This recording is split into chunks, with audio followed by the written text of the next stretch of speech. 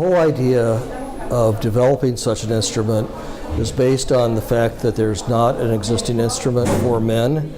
The instruments that do exist are oriented toward muscle dysmorphia and not toward disordered eating. So we tried to incorporate muscle dysmorphia and disordered eating into one instrument so it is more comprehensive, and the hope is as the research develops, it will be a diagnostic tool to identify anorexia nervosa, bulimia nervosa, and binge eating disorder.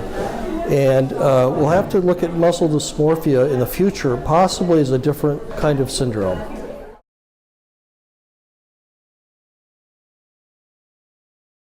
Well, in developing the instrument, Dr. Stevie Stanford and I, she was the chief investigator.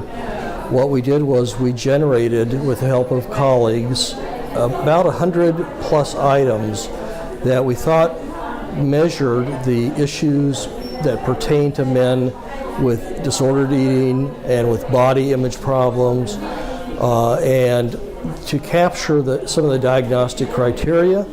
We then took those items and we gave them to 15 key informants, experts throughout the world, and had them rate those items on whether they were poor, acceptable, or good. And based on that, we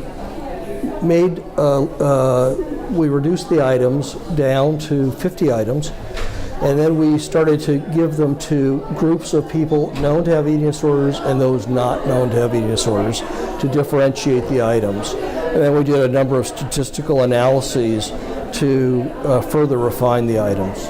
As far as challenges, this is an entirely new field. If you think about psychology or psychotherapy, it was not until the 1950s or so that we began to see the development of new ways of looking at people's behaviors and modifying their behaviors, people's psychological issues, mental disorder. So behaviorism came along, cognitive behavior therapy came along, Gestalt therapy came along, family systems therapy. So if you think about it, relative to the other sciences, psychology and psychiatry are relatively new.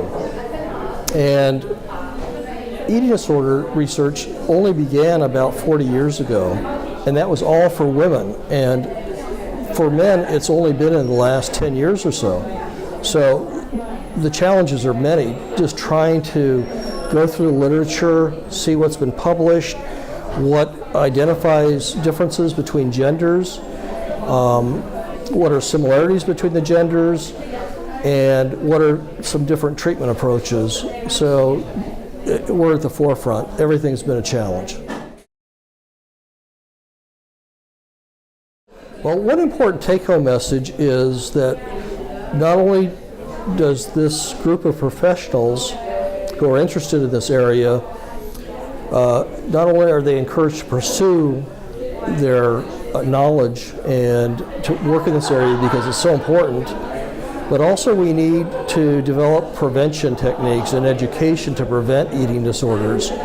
We need to educate from elementary school on kids to have a better body image, to have more self-acceptance. We need to educate parents. We need to educate primary care physicians to promote positive eating, to discourage rapid dieting or unhealthy dieting, and to promote ways to accept oneself for core values, not for external appearance.